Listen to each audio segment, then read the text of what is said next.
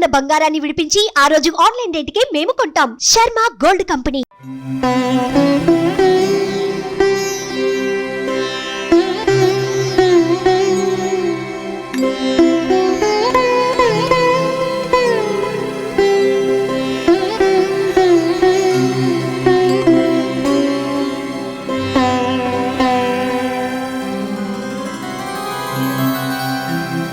श्री सीतारामाभ्यां नमः। श्रीमदाञ्जनेयाय नमः। अमलकनकवर्णं प्रज्वलत्पावकाक्षं सरसिजनिभवक्त्रं सर्वदा सुप्रसन्नम्। रणरचनसुगात्रं कुण्डलालङ्कृताङ्गं परजयकरवालं रामदूतं नमामि।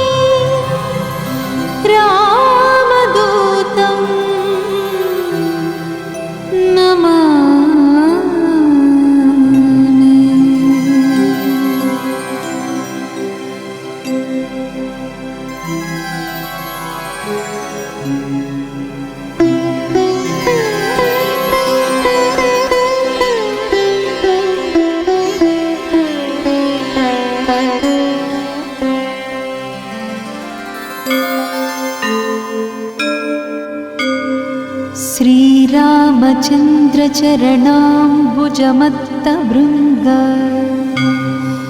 श्रीराममन्त्रजपशील भवाब्धिभूत श्रीजानकी हृदयतापनिवारमूर्ते श्रीवीरधीर हनुमन् तव सुप्रभातम्। श्रीराम दिव्यचरितामृतास्वादलोल श्रीराम किङ्कर गुणाकर दीनबन्धो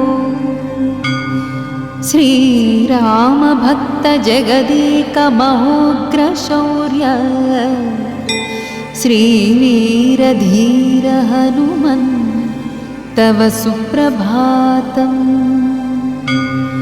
सुग्रीवमित्रकपिशेखर पुण्यमूर्ते सुग्रीवराघव समागम दिव्यकीर्ते सुग्रीवमन्त्रिवरशूलकुलाग्रगण्य श्रीवीरधीर हनुमन् तव सुप्रभातम्। भक्तार्तिभञ्जन दयाकर योगिवन्द्य श्रीकेसरी प्रियतनूज सुवर्णदेह श्रीभास्करात्मज मनोभुज चर्चरीक श्रीवीरधीर हनुमन् तव सुप्रभातम्। श्रीमारुतप्रियतनूज महाबलाढ्य मैनाकवन्दितपदाम्बुजदण्डितारिं श्रीउष्ट्रवाहन सुलक्षणलक्षिताङ्ग श्रीवीरधीर हनुमन् तव सुप्रभातम्। पञ्चाननस्य भवभीतिहरस्य रामपादाब्जसेवनपरस्य परात्परस्य श्री अञ्जनाप्रियसुतस्य सुविग्रहस्य श्रीवीरधीर हनुमन् तव सुप्रभातम्।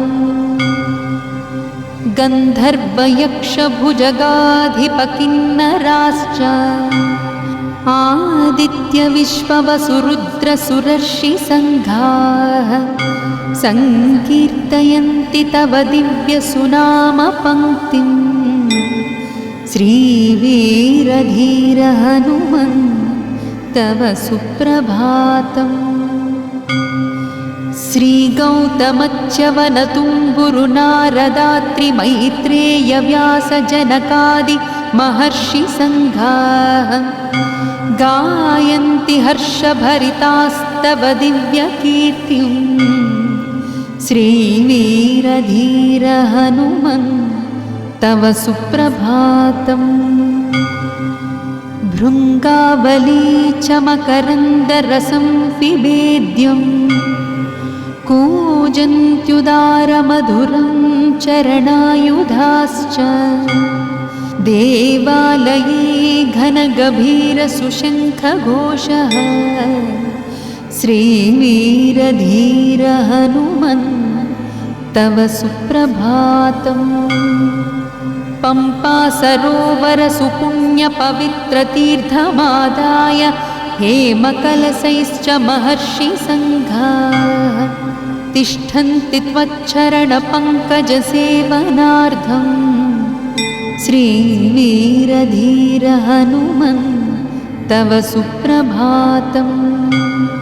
श्रीसूर्यपुत्रप्रियनाथ मनोज्ञमूर्ते वातात्मजात कपिवीरसुपिङ्गलाक्ष सञ्जीवनाय रघुवीरसुभक्तवर्या श्रीवीरधीर हनुमन् तव सुप्रभातम्।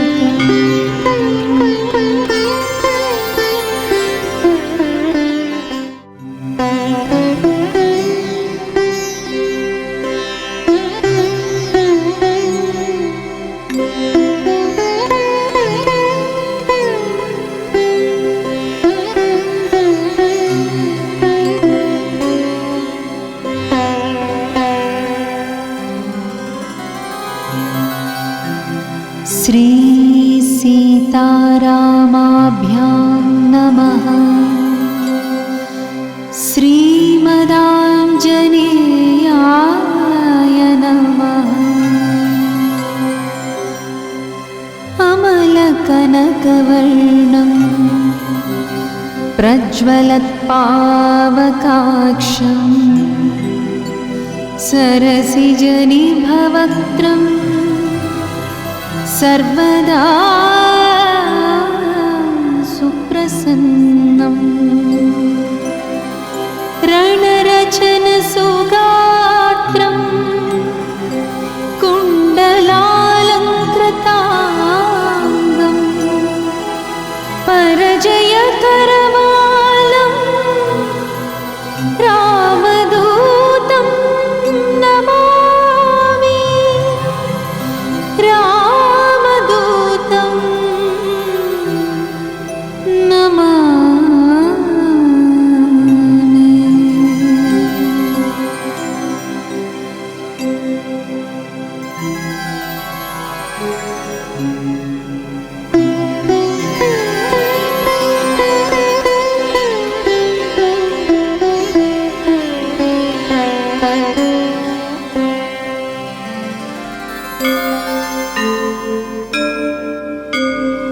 श्रीरामचन्द्रचरणाम्बुजमत्तभृङ्ग श्रीराममन्त्रजपशील भवाब्धिभूत श्रीजानकी हृदयतापनिवारमूर्ते श्रीवीरधीर हनुमन् तव सुप्रभातम्। श्रीरामदिव्यचरितामृतास्वादलोल श्रीरामकिङ्करगुणाकरदीनबन्धो श्रीरामभक्तजगदेकमहोग्रशौर्य श्रीवीरधीर हनुमन् तव सुप्रभातम्। सुग्रीवमित्रकपिशेखरपुण्यमूर्ते सुग्रीवराघवसमागमदिव्यकीर्ते सुग्रीवमन्त्रिवरशूलकुलाग्रगण्य श्रीवीरधीरहनुमन् तव सुप्रभातम्। भक्तार्तिभञ्जनदयाकरयोगिवन्द्य श्रीकेसरी प्रियतनूजसुवर्णदेह श्रीभास्करात्मजमनोभुजचर्चरीक श्रीवीरधीरहनुमन् तव सुप्रभातम्। श्रीमारुतप्रियतनूजमहाबलाढ्य मैनाकवन्दितपदाम्बुजदण्डितारिम् श्रीउष्ट्रवाहनसुलक्षणलक्षिताङ्ग श्रीवीरधीरहनुमन् तव सुप्रभातम्। पञ्चाननस्य भवभीतिहरस्य रामपादाब्जसेवनपरस्य परात्परस्य श्री अञ्जनाप्रियसुतस्य सुविग्रहस्य श्रीवीरधीरहनुमन् तव सुप्रभातम्। गन्धर्वयक्षभुजगाधिपकिन्नराश्च आदित्यविश्ववसुरुद्रसुरर्षिसङ्घाः सङ्कीर्तयन्ति तव दिव्यसुनामपङ्क्तिम् श्रीवीरधीरहनुमन् तव सुप्रभातम्। श्रीगौतमच्यवनतुम्बुरुनारदात्रिमैत्रेयव्यासजनकादि महर्षिसङ्घाः गायन्ति हर्षभरितास्तव दिव्यकीर्तिम् श्रीवीरधीरहनुमन् तव सुप्रभातम्। भृङ्गावली च मकरन्दरसं पिबेद्यम् कूजन्त्युदारमधुरं चरणायुधाश्च देवालये घनगभीरसुशङ्खघोषः श्रीवीरधीरहनुमन् तव सुप्रभातम्। पम्पासरोवरसुपुण्यपवित्रतीर्थमादाय हेमकलशैश्च महर्षिसङ्घाः तिष्ठन्ति त्वच्चरणपङ्कजसेवनार्थम् श्रीवीरधीरहनुमन् तव सुप्रभातम्। श्रीसूर्यपुत्रप्रियनाथमनोज्ञमूर्ते वातात्मजात कपिवीरसुपिङ्गलाक्ष सञ्जीवनाय रघुवीरसुभक्तवर्या श्रीवीरधीरहनुमन् तव सुप्रभातम्।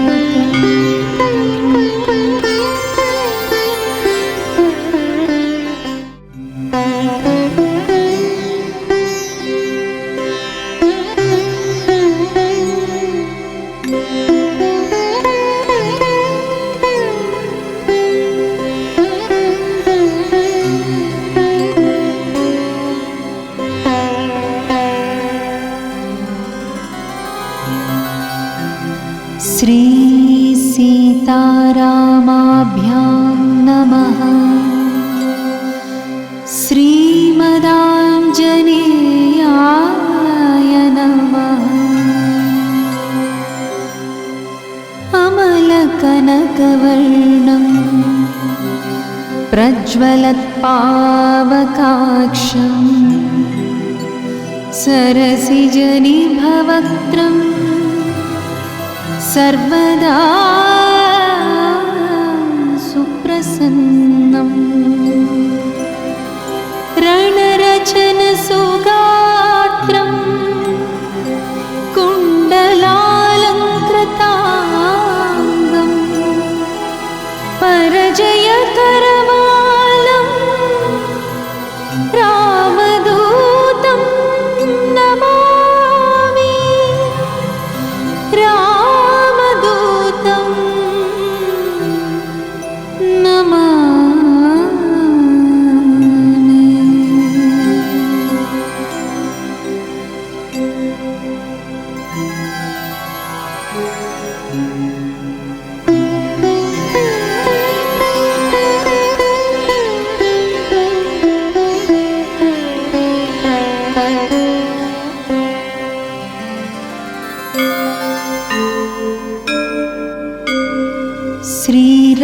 रामचन्द्रचरणाम्बुजमत्तभृङ्ग श्रीराममन्त्रजपशील भवाब्धिभूत श्रीजानकी हृदयतापनिवारमूर्ते श्रीवीरधीर हनुमन् तव सुप्रभातम्। श्रीराम दिव्यचरितामृतास्वादलोल श्रीराम किङ्कर गुणाकर दीनबन्धो श्रीराम भक्त जगदेक महोग्रशौर्य श्रीवीरधीर हनुमन् तव सुप्रभातम्। सुग्रीवमित्रकपिशेखर पुण्यमूर्ते सुग्रीवराघव समागम दिव्यकीर्ते सुग्रीवमन्त्रिवरशूलकुलाग्रगण्य श्रीवीरधीर हनुमन् तव सुप्रभातम्। भक्तार्तिभञ्जन दयाकर योगिवन्द्य श्रीकेसरी प्रियतनूज सुवर्णदेह श्रीभास्करात्मज मनोभुज चर्चरीक श्रीवीरधीर हनुमन् तव सुप्रभातम्। श्रीमारुतप्रियतनूज महाबलाढ्य मैनाकवन्दितपदाम्बुजदण्डितारिं श्री उष्ट्रवाहन सुलक्षणलक्षिताङ्ग श्रीवीरधीर हनुमन् तव सुप्रभातम्। पञ्चाननस्य भवभीतिहरस्य रामपादाब्जसेवनपरस्य परात्परस्य श्री अञ्जनाप्रियसुतस्य सुविग्रहस्य श्रीवीरधीर हनुमन् तव सुप्रभातम्। गन्धर्वयक्षभुजगाधिपकिन्नराश्च आदित्यविश्ववसुरुद्रसुरर्षिसङ्घाः सङ्कीर्तयन्ति तव दिव्यसुनामपङ्क्तिं श्रीवीरधीर हनुमन् तव सुप्रभातम्।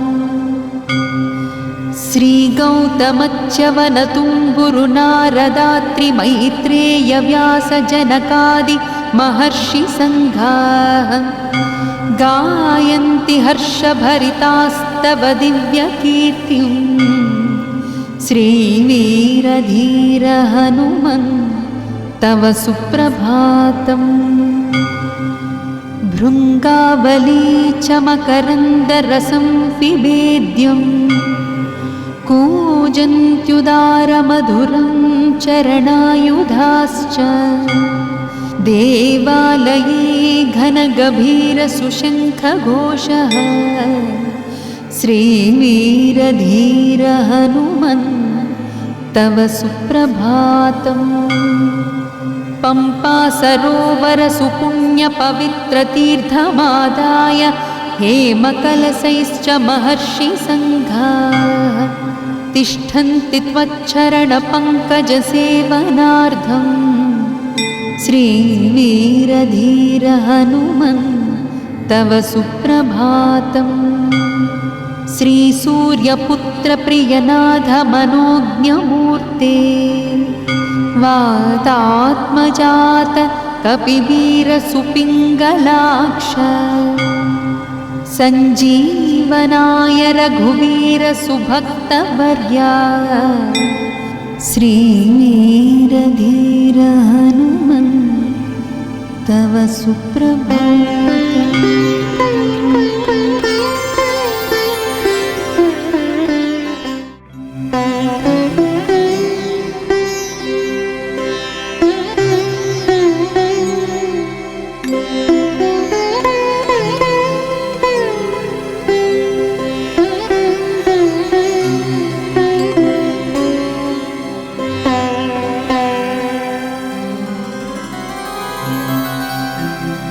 श्री सीतारामाभ्यां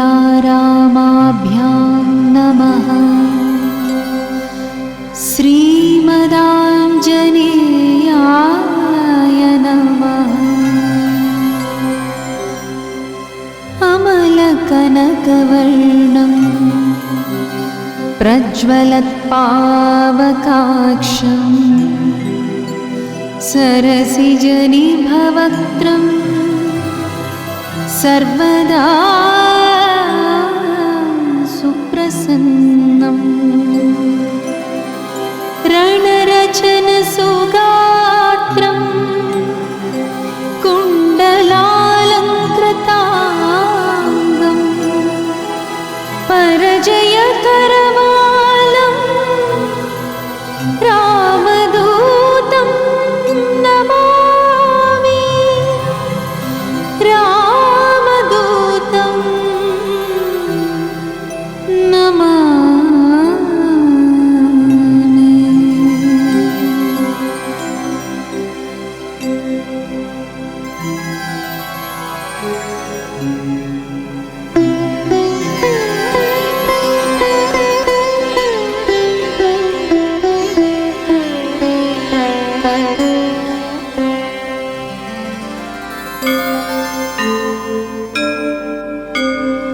श्रीरामचन्द्रचरणाम्बुजमत्तभृङ्ग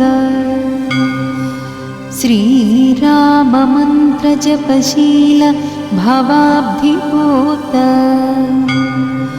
श्रीजानकी हृदयतापनिवारमूर्ते श्रीवीरधीर हनुमन् तव सुप्रभातम्।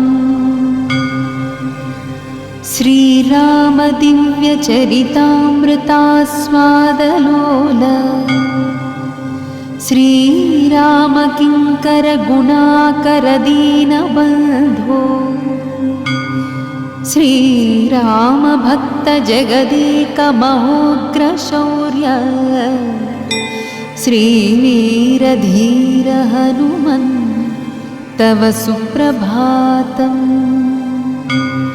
सुग्रीवमित्रकपिशेखरपुण्यमूर्ते सुग्रीवराघवसमागमदिव्यकीर्ते सुग्रीवमन्त्रिवरशूलकुलाग्रगण्य श्रीवीरधीर हनुमन् तव सुप्रभातम्। भक्तार्तिभञ्जनदयाकरयोगिवन्द्य श्रीकेसरी प्रियतनूजसुवर्णदेह श्रीभास्करात्मजमनोभुजचर्चरीक श्रीवीरधीर हनुमन् तव सुप्रभातम्। श्रीमारुतप्रियतनूजमहाबलाढ्य मैनाकवन्दितपदाम्बुजदण्डितारिं श्रीउष्ट्रवाहनसुलक्षणलक्षिताङ्ग श्रीवीरधीर हनुमन् तव सुप्रभातम्। पञ्चाननस्य भवभीतिहरस्य रामपादाब्जसेवनपरस्य परात्परस्य श्री अञ्जनाप्रियसुतस्य सुविग्रहस्य श्रीवीरधीर हनुमन् तव सुप्रभातम्। गन्धर्वयक्षभुजगाधिपकिन्नराश्च आदित्यविश्ववसुरुद्रसुरर्षिसङ्घाः सङ्कीर्तयन्ति तव दिव्यसुनामपङ्क्तिं श्रीवीरधीर हनुमन् तव सुप्रभातम्। श्रीगौतमच्यवनतुम्बुरुनारदात्रिमैत्रेयव्यासजनकादि महर्षिसङ्घाः गायन्ति हर्षभरितास्तव तव दिव्यकीर्तिं श्रीवीरधीर हनुमन् तव सुप्रभातम् भृङ्गावली च मकरन्दरसं पिबेद्यं कूजन्त्युदारमधुरं चरणायुधाश्च देवालये घनगभीरसुशङ्खघोषः श्रीवीरधीर हनुमन् तव सुप्रभातम् पम्पा सरोवरसुपुण्यपवित्रतीर्थमादाय हेमकलशैश्च महर्षिसङ्घाः तिष्ठन्ति त्वच्चरणपङ्कजसेवनार्थं श्रीवीरधीर हनुमन् तव सुप्रभातम् श्रीसूर्यपुत्रप्रियनाथ मनोज्ञमूर्ते वातात्मजात कपिवीरसुपिङ्गलाक्ष सञ्जीवनाय रघुवीरसुभक्तवर्या श्रीवीरधीर हनुमन् तव सुप्रभातम्।